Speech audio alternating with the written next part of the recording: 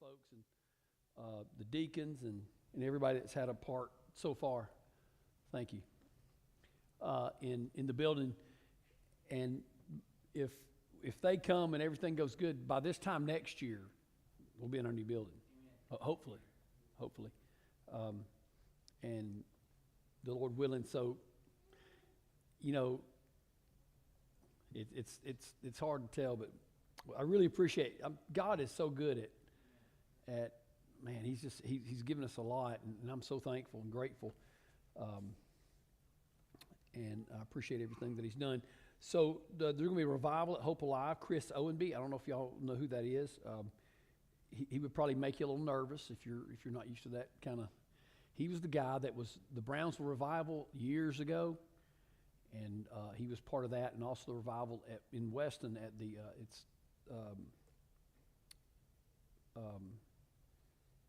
he was part of that. So if they're having, I think that's maybe it's tonight, Monday, Tuesday, Wednesday, something like that. If you want to go out there, just Monday, Tuesday. Tonight, Monday, Tuesday. Stephanie's out there, and she's doing better. So we believe he's a miracle worker.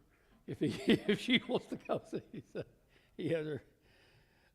Small group weekend this next weekend, Thursday, Friday, Saturday, Sunday. You can go watch some. Like I said, there's some games out there. Go out to eat. There's a group that just goes out to eat somewhere. Get involved with that. If you don't know somebody in church, invite them out to eat or something. I mean, don't be weird about it, but just if you know them and ask them out to to eat or to a game night or something like that. That is so we can part of our fellowship. The T-shirts, if you hadn't paid, Kimbo's here. You can pay her. The W Shoebox collection is in here. We'll probably be taking up like a collection after service. I don't know if we got any today. I don't know. I'll find out tomorrow or Tuesday. And then if not, we may take up some of that. We're going to be, I think it's 200 boxes that somebody who may be no more than that about, I think it's 200. And so the postage on that is $2,000. And so we like about $13.95. The Miles Mallory offering, if you'd like to give to that, there's some envelopes back in the back, and you can give to that. We're going to be feeding the football team. So this next week, we're going to be feeding the football team on the 26th.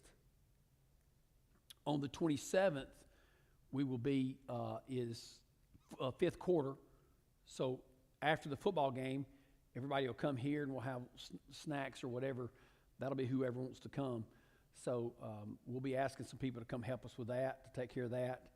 And we have Martin and Josh Irvin this week. Really be in prayer for them. They'll go to Emmaus Thursday, Friday, Saturday, and Sunday, and we really need to be in prayer. We've already been praying for them, but if you can think about it, pray for them in that. And then we got our small groups on the 26th and 27th.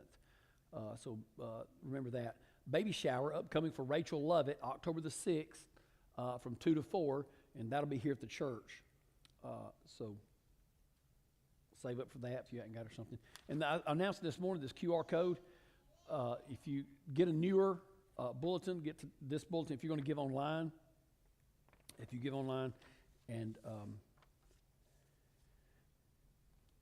you can give that way. So coming up, we have. I'm just going to get you, kind of what we're going to be doing, kind of where we're at. We'll have a Gideon speaker October the 13th.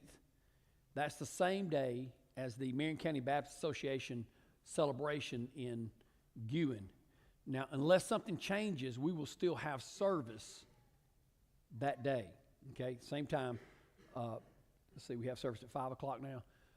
So we'll have service at 5 o'clock, and they start at 4. But you'll be able to get down there at 6 something, or you could just go on down there. I mean, whatever you want to do. But I just didn't feel like we needed to not have service, and that may change. But it's as of right now, and I think we'll be good to. I won't be preaching that morning, so I would preach that morning service that evening. Is actually what I'd be doing. I'll say I would speak a little bit that morning, but not much, not enough to count. And then they would probably cut me, whatever I didn't preach. They'd probably time me that morning, the deacons would, and see how long. So to just keep peace in the church, I'm going to go ahead and, I'm kidding. It's not like that. And then we have, and then the 20th, it'll kind of be our all in. We're going to call it Get a Grip Sunday. Okay? It's going to be called Get a Grip Sunday. So we bring everybody here. Those guys will be here. We'll have it where there will be a time he talks to everybody, and then we'll have service. That'll probably be during Sunday school. We'll meet with them as a congregation. Everybody will meet with them, and then we'll have our service. And then after that, they'll meet with the building committee and deacons, and then they'll be gone after that. So be in prayer for that. October 20th, come, bring somebody with you, and especially if you know somebody who's an extrovert or introvert. I mean, where they don't really like to hug and stuff. Bring them on, man. We'll torture them. We'll get after. Yes, and we don't want it to be half full, and he'll come and say, "Y'all are building what for what?" You know.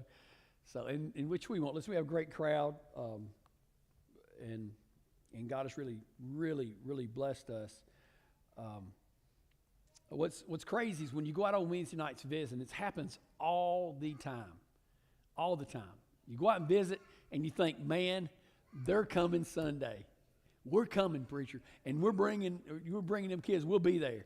And I'm thinking, man, this is so easy. You just go out and invite them, and they just come. None of them show up. Hardly ever do they show up. But God sends somebody that we didn't go visit. It's amazing how that works, always. And we're faithful in what we do, and God has certainly been faithful to us. And we'll have our, after that, we'll have our Fall Fest later that month, and all those things. But try to show up that day and bring somebody. Any other announcements? Anybody have any other announcements Any other announcements? This next week will be exciting. If you can help the Thursday or Friday, let us know. And then we're feeding the band. Oh, we had to reschedule that, didn't we? Yeah. Okay. And then I had announced yesterday at the Toy Ball games, and we have like 1 million kids playing Toy Ball or cheerleading.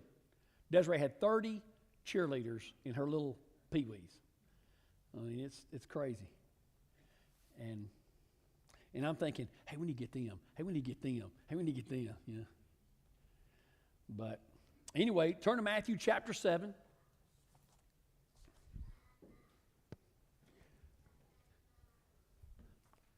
Sonny, have y'all moved to the back? Did you just move on back there? You're not mad, are you, or anything? Okay. I was just wondering. I see. I know it. I thought Tommy might have. Okay. I'll make sure you're okay. I didn't know. I tried to preach a sermon this morning to protect the people who's building and those committees. I'm kidding. I really didn't. What is amazing is I studied all week for this sermon, and I usually try to have my sermons done by Tuesday or Wednesday.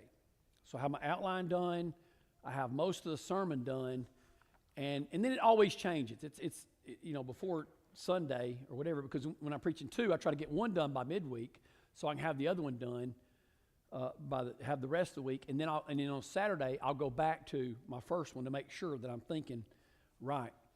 So and I know some people think this morning was pointed at somebody. I don't do that. I don't.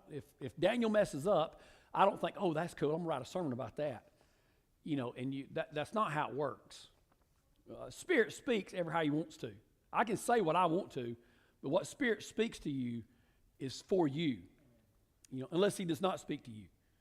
If you're not saved, and He, you choose not to listen. I don't know why you'd come to church if you don't want to listen. But Spirit speaks. So this morning's sermon was not pointed at anybody. If it was pointed at anybody, it would be me. Because everything I said this morning, I've done it one time or another. If it's going after people, hating on people, those things, I've done it. I have absolutely done it. I've done it on Facebook. I've done it on Twitter, all the social media. And if I'd had a phone when I was 18, I probably wouldn't be here. I'd be behind bars somewhere probably, or something like that. Yeah, it's just, it's the reality. What they deal with these days is a whole lot different than what I dealt with. And that's just me. Even you go into school, which I've only subbed a couple of times, but it is what it is. But I love the joke about the guy who's got the bachelor that, wanted to smell like his mom, and his mom loved her, but his dad hated her. So I thought that was pretty funny this morning. So what is going on here in the Sermon on the Mount, and I said it this morning, is he's teaching you how to think, okay? Because as we go down here, the first 6 verses is going to be about judging and criticizing. So what he's doing now in the total Sermon on the Mount, and when we get down to verse 12 tonight, he encompasses everything that's in the Sermon on the Mount. And he's fixing to wrap it up. And these things are like rapid fire when he says, hey, you say this, but I say this.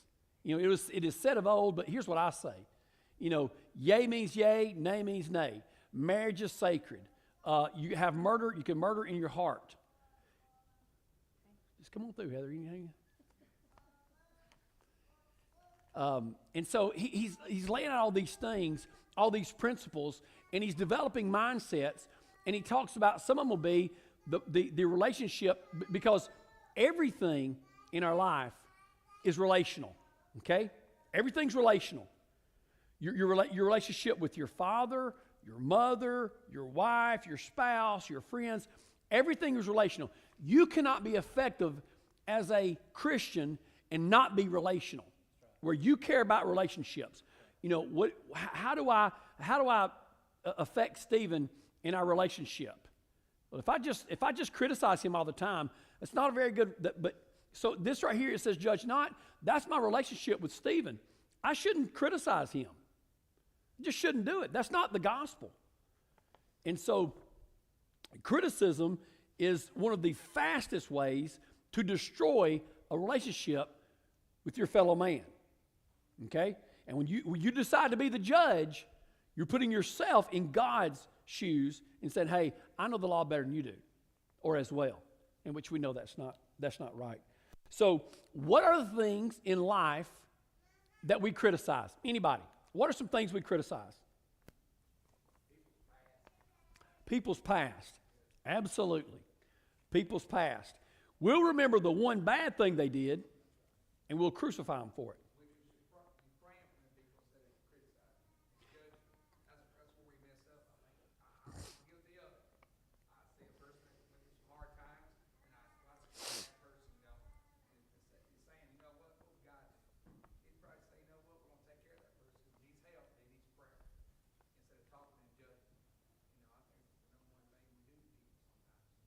We criticize their past. Absolutely. That's great. Who they are. Yeah. We'll criticize who they are. And we'll label them. And we say, don't let someone define you that did not design you. So, but that's what people do. They'll tell you who you are instead of you saying, and, a little boy come to me, he came to church here a couple of times, and I substituted, and I had him. And I was wanting to talk to him. And so he come up to my desk. Actually, he was lifting his desk up, and I said, hey, if you do that one more time, it's not going to end well for you. And so he comes up to my desk to ask me a question. And I didn't recognize him until he came up there. I said, oh, yeah, man, what's going on, And so we started talking, and he couldn't answer one of the questions. And he said, well, I'm not very smart. I said, well, how do you know you're not smart?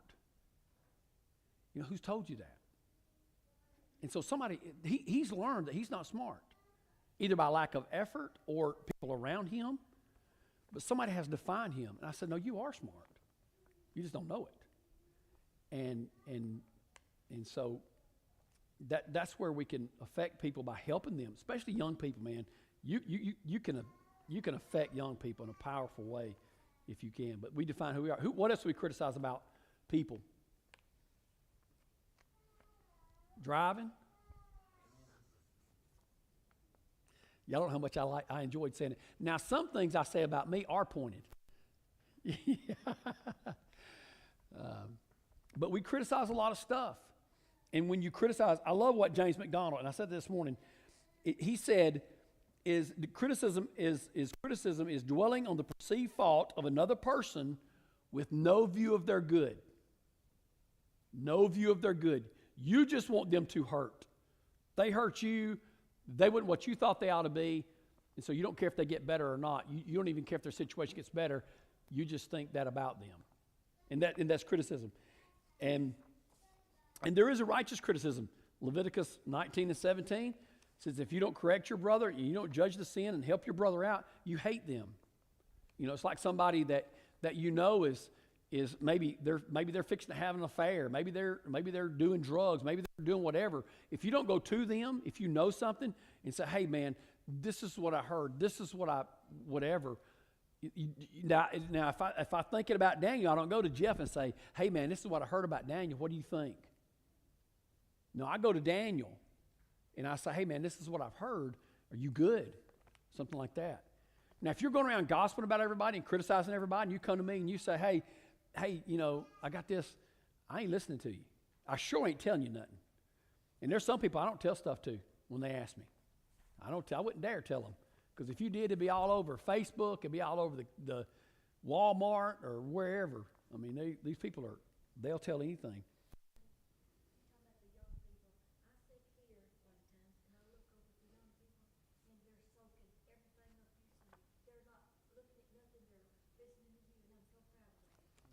And I'll tell you what I do. Now, you may not be like this, but this is what I do. I build relationships with them first. Everything's relational. If I took Braden Fleming or Tristan and I said, hey, you're not very good, it would kill them. It would wipe them. But you know what I do? Every time I see Braden and Tristan, I'm like one of their boys, right? Like, what's up, dog? You doing good, man?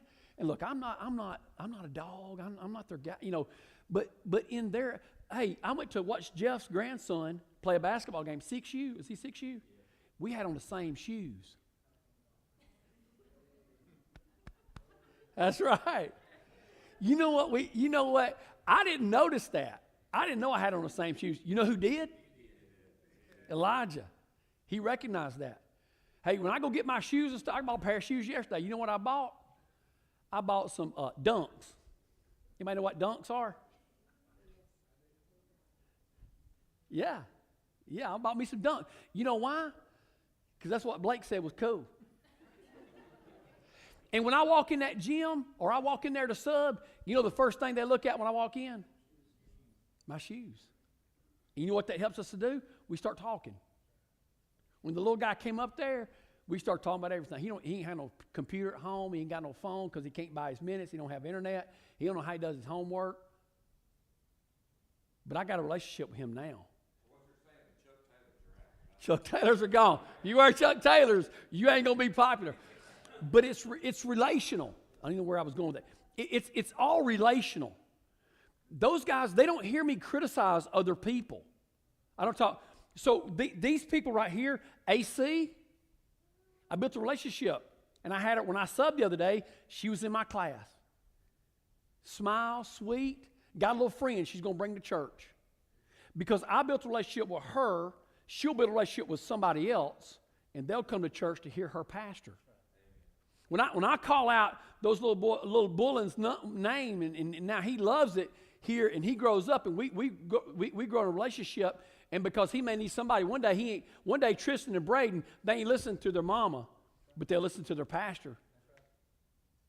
And so I build those relationships. So right now, she'll bring them on Wednesday nights, and they'll go back there with Jerry, Don, and Rod, and Josh, and those guys, and Hunter, and those guys, and they'll listen to them.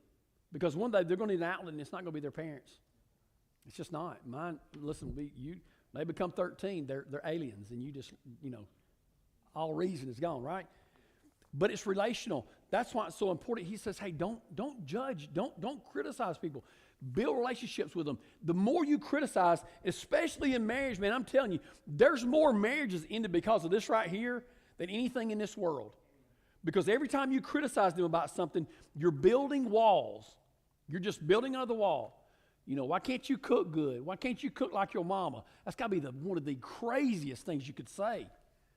Or, you can't fix anything, like your dad, like my dad.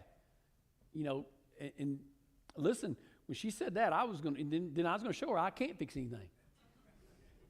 It's crazy. But it starts with a little bit of criticism.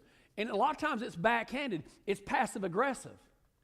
Where you won't say it. You just say, yeah, so-and-so's really good at cooking. Don't do that. Think before your words matter. Life and death is in the power of the tongue. And so we've seen that he gives a warning, and then he says, critical spirits distort the gospel. It distorts the gospel and removes grace. So when he says, when I am judged, he says, hey, I'm going to judge you, and the way I'm going to judge you is the way you judge others, okay? You remember when your kids did something? I did this to my kids all the way through. When they would do something, and they pinch somebody. So you know what I would do? I would pinch them. Yeah, I know that's not good parenting probably.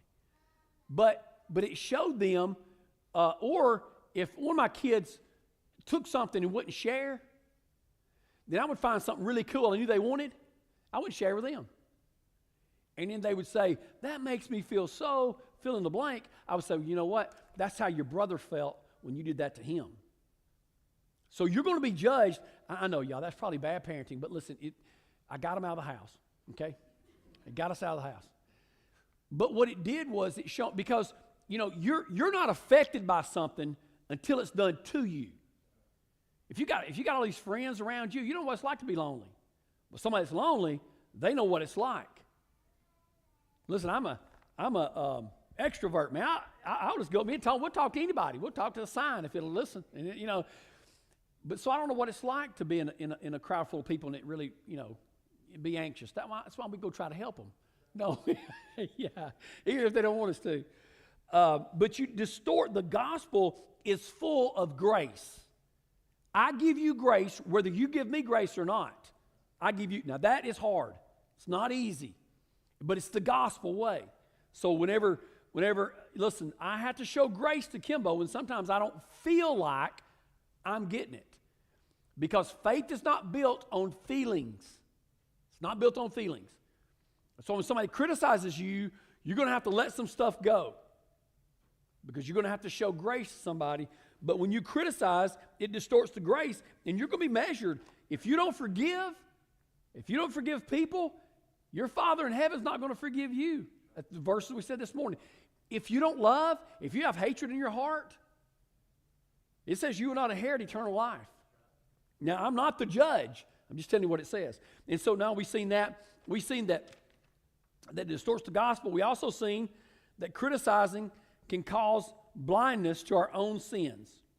What does a critical spirit do to our spiritual vision? What does a critical spirit do to our vision? It blurs it. It blurs it. You can't, then you become deceived where you can't see it. You're so hateful to your spouse because you've become so blinded by your own sin or by their sin or what they're doing wrong or even supposed. They may do it and not even mean to do it. So now whenever Kimbo says something, before I come back with something that I shouldn't, I say, and she says, now let me get straight what you're saying because I'm fixing to get you. So let me make straight before. And then a lot of times I want to be friends. And she wants to be friends. So we say, now hold on. Let's make sure we said this. Because I don't want to fight anymore. It's not worth it now. There's only two of us in the house. The ones who made us fight are gone now. Right? So it causes blindness. And a great man, listen, one of the best examples is Nathan and David. David did all these things to his guys. He treated poor Uriah, man. He sleeps with the guy's wife, gets her pregnant, has him killed, moves them in with her, with him. He does all these things, and then this guy comes talking about a lamb. Nathan the prophet comes to him talking about a lamb. one lamb that he could probably went out and got a lamb, but he did all this stuff wrong. And he said, man, that guy should die if he'd done that to that poor little guy with that one little lamb that he raised and slept with it and held in his arms. And then Nathan said, David, you're that guy. And because of David's sin, he paid a dear price. And so it makes us blind. David was blind to what he had done, but boy, he was sure quick to jump on somebody else when they done wrong. And I'm afraid that's the way society is. There is no grace in society. These people that he's talking to here are saved people. If you're around somebody and they're unsaved, this is what they do. They hate, they judge, they criticize, they condemn, they complain, they don't care. They're unsaved. That's what they're supposed to do. So if you got somebody coming to church and they live a vile lifestyle and they're not saved, guess what? It's the way they're supposed to live. If they don't dress right and they come in here, guess what? They're unsaved. That's what they do. And so when we criticizing others can cause blindness, and then it says critical spirits reveal a deeper spiritual condition. And we looked at Miriam and Aaron and Moses when the first thing she says, oh, Moses, I ain't really crazy about this guy you married. Oh, by the way, you think you the only one God can talk to? What about us? So the real problem was she was selfish and jealous. But she covered that up first by saying, hey, the girl you married, she wasn't one of our favorites. We don't want her to come to dinner with us. So when you criticize people, and if you don't listen to yourself and listen to what you do, if you're criticizing people, it's really revealing on a deeper level spiritually. Anybody else? Anything this morning? We're going to cover a few verses and then we're going to be done.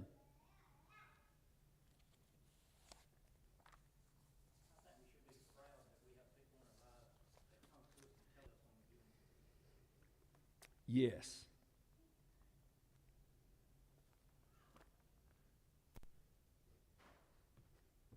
Has anybody ever had somebody come to them and say, hey, man, I don't think that's right, besides Pops?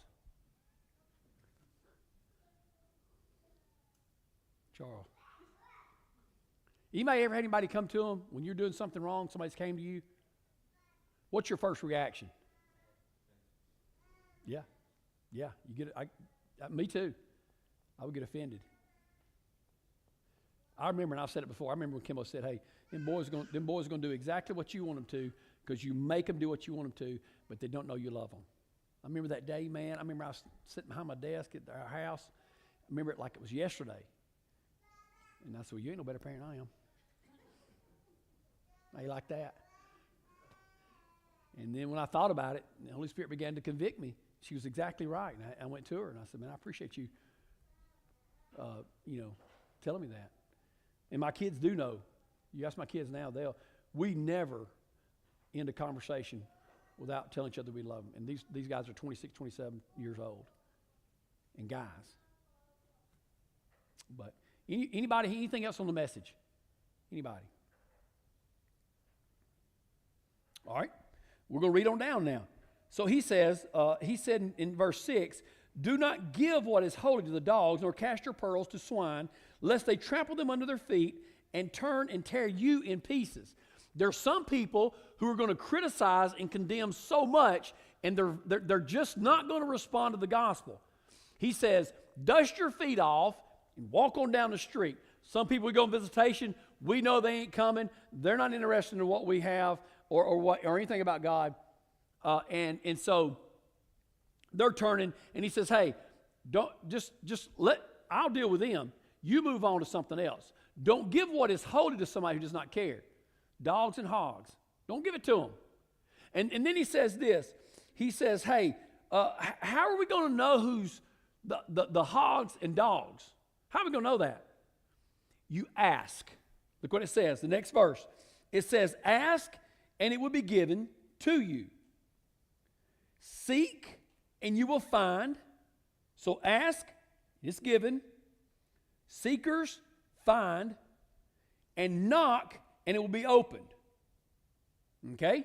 So when you see this, the intensity rises every time, okay? And I'll give you a great example of this. How many likes Krispy Kreme donuts? Okay? It's probably second to Rocky Road, if it's the right one. If it's New York cream cheesecake, it's my favorite one. And it's seasonal. Sometimes they have it, and sometimes they don't. But if I just say, you know what? I'm going to go get me a Krispy Kreme. And I just ask myself, I say, hey, do you want a Krispy Kreme? And myself says, yes, I do. Yes, I do. And so what I do then is not when I ask, and then it'll be given to me. But if I don't ask, then I'm not going to be able to. If I don't say, hey, I want a Krispy Kreme donut, those things is by asking, and it will be given. The problem is James 4. Pull up James 4, chapter 3. James chapter 4, verse 3. Try that. A lot of times we ask, but we don't ask. Now listen, he's fixing to say something. If you ask God, Derek, if you ask him according to his will, it will happen. And nobody stops it if it's God's will. Remember, these are people, these are believers. Because sometimes in James 4 and 3, if you ask a certain way, he says, you ask, but you don't receive. Why would God not let us receive it if I ask him and he's a good God? It's because you ask amiss because you ask for your own pleasures, not God. He's not going to open up the bank of God and give you all this money just so you can go spend it on something and you can live comfortably.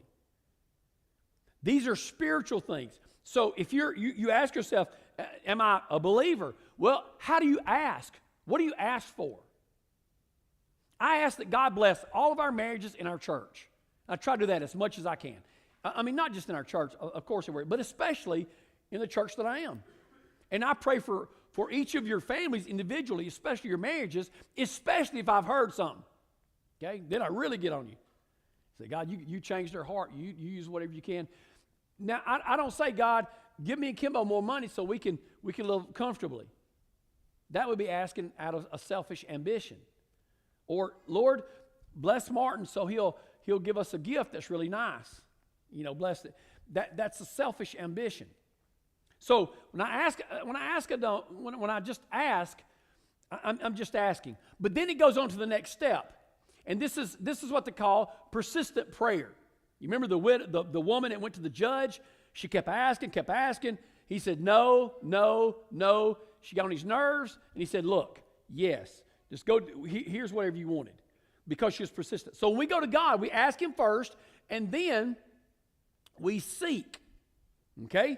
Then we become a seeker. So seeking involves some things in our prayer. So in our prayer life, we become a seeker. Okay? And this pertains to those that are righteous. 1 Peter said this, for the eyes of the Lord are on the righteous, and he hears their prayers. But watch this. If you're unrighteous, it says, the face of the Lord is against those who do evil. He's in opposition. If you're not a believer, or if you may even be a believer, but you're not in right standing with God, then it says, if you regard iniquity, Psalm 66 says, if you regard iniquity in your heart, I will not hear your prayers. So you can ask all you want. You can seek all you want. It has to be from a heart that's right with God. And it pertains to those who receive God's word. Listen to this, John 15. If you abide in me, and my words abide in you, you will ask what you desire, and it will be done for you. It'll be done for you. Man, that's great. I'm going to get a better job tomorrow. All I got to do is ask. No.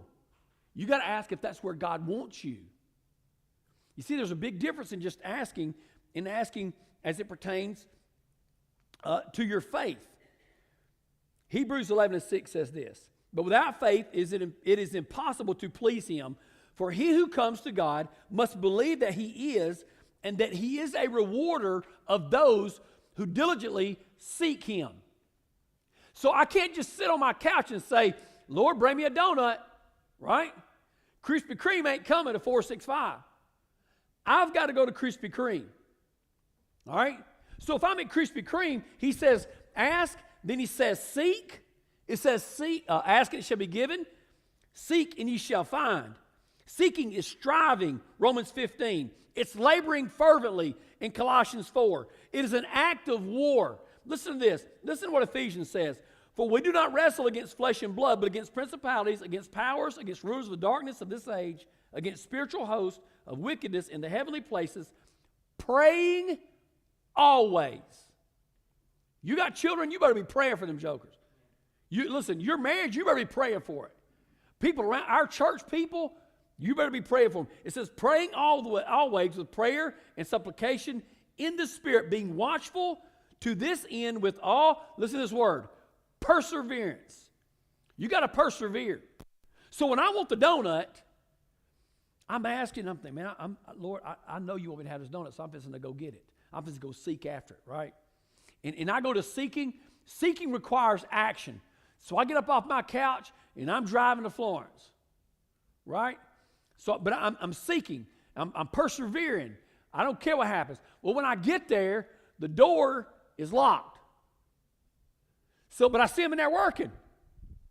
So I go up and I knock. And then I just rip them apart if they don't come open them, right? People who pray, listen to me, we have some people that we're praying for, our church is praying for. And, Brother Kenneth is one of them. We have been relentless in praying. And I was talking to him today, man. I'm telling you, I believe God's done a work in his life. I seen him in Birmingham, and it wasn't so nice. But, man, God has got, and he'll come out here, and he'll ride that mower 500 degrees, shouldn't be on it. Here he goes. Right on there, right? It's amazing to me. I believe that's the power of prayer. I believe Matt Pugh's here today because of the power of prayer. Now, you may say, oh, he didn't pray. I don't care. I believe that with all my heart. I believe some people joined together. And listen, the Bible even says there's an account in the Bible of when God did change his mind about somebody who prayed and did give him more time. Hezekiah. You can read that story. It's powerful prayer. Prayer is where the reason that we are where we at as a church right now is prayer. I guarantee you. We have some people praying. People walk around the building. Listen, I know I may be a little off, and I hate to even say it because I don't make people nervous. I believe the gift that we got to our church, I believe when those women walked around this church praying for our church, I believe it has something to do with that. I don't know that. I can't prove that. That's an opinion, and you don't have to even, you can say he's crazy, and you'd be right. I am. But I think that, listen, in my marriage, I believe with all my heart right now, we're still married because, listen, me and Kimball were high strung. We're 0 to 60 in 2 seconds. I mean, we've had some great fights. But the reason that we're able to navigate through those is God. And it's through prayer. We have people praying for our marriage. And listen, we've had a great marriage. But it's because God was always at the center of it. And we prayed. I prayed, Lord, you're going to do something with her, right? I've got a hold of this girl. God, I don't know what to do with her. You're going to take me out. I didn't say what the prayer was. But it's seeking is that fervent. It's an act of war. It's watching. It's staying alert. It's being present. You know, at church, it's praying. It's asking people to pray for you. And those kind of things. And then you got to knock. He didn't say, listen, he said knock and it will be open. He didn't say the first door you knocked at. Some things in prayer will not come right away.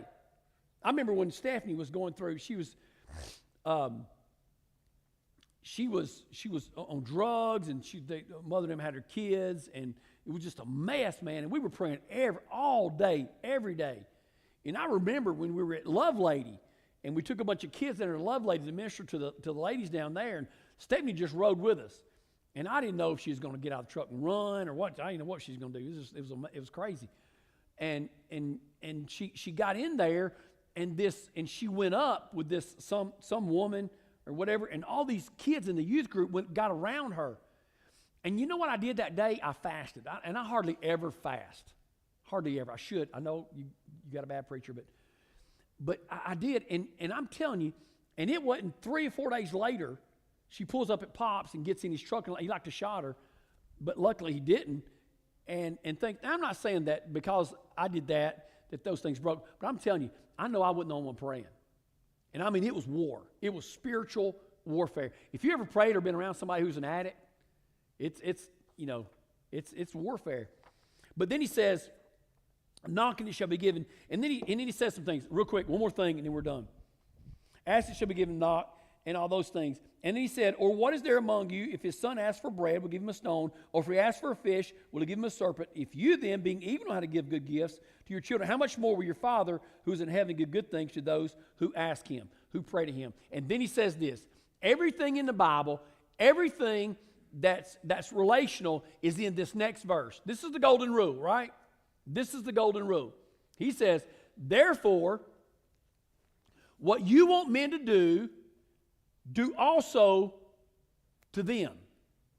For this is the law and the prophets. So we see here, just in this verse.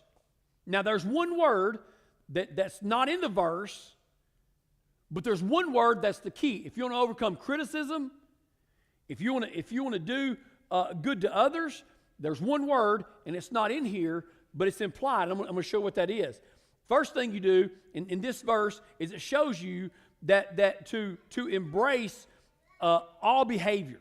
Okay? Everything, it says, whatever you do, whatever you want men to do to you, everything that a man can do to you, man or woman does to you, if you want them, you should do it to them like you would have it done to you. Hey, I love when people brag on me. Anybody just hate when people brags on them? You know. Hey, we love when people are good to us, right? Nice to us, kind to us. We love that. That's the way I want to be treated. So he says, okay, in all your behavior, do you treat others like that? And then not only that, but it says, we demand true justice. I want to be treated fairly, right? And he says, hey, if you do this, whatever you want to do to men, do it to them. Do it to them. And then I want you to see one word. He says this. He says, do also, for this is the law and the prophets. Now listen to this verse. Love worketh no ill to his neighbor, therefore love is fulfilling the law. We then that are strong, for all the law is fulfilled in one word, even in this, thou shalt love thy neighbor as thyself. If you fulfill the royal law according to the scripture, thou shalt love thy neighbor as thyself. There's two sides of the golden rule. Love the Lord your God with all your heart, and love your neighbor as yourself. Both relational. My relationship with God, do I love him with all my heart, all my soul, all my strength? Do I love him like that? It's love. The key word in here, in this right here, the key to verse 12, Matthew 7:12, the golden rule is love. Do I love him? Because if I love him, I'm going to treat Stephen like I should. I'm going to show him mercy. I'm going to show him grace. I'm going to be kind. I'm going to be loving. I'm not going to post something. I'm not going to spread something about him. I'm not just going to say something to somebody else because I love him. And I'm also, I want to love him as my neighbor. I can because of my relationship with God. If you're not in right relationship with God, this relationship's not going to be right either. Okay? So it's loving God. So in these verses, what he's doing, he's developing a mindset that says, love God. If you want to learn if you don't want to criticize, then love people. The reason we criticize people is because we don't love them. You're not going to criticize somebody you love. Now, you may be in righteous judgment. I'm not saying that you don't warn somebody or there is a righteous judgment. I'm talking about a critical, hypercritical spirit that goes after people. Okay? Anybody have anything on that? All right, let's all come forward and we'll pray.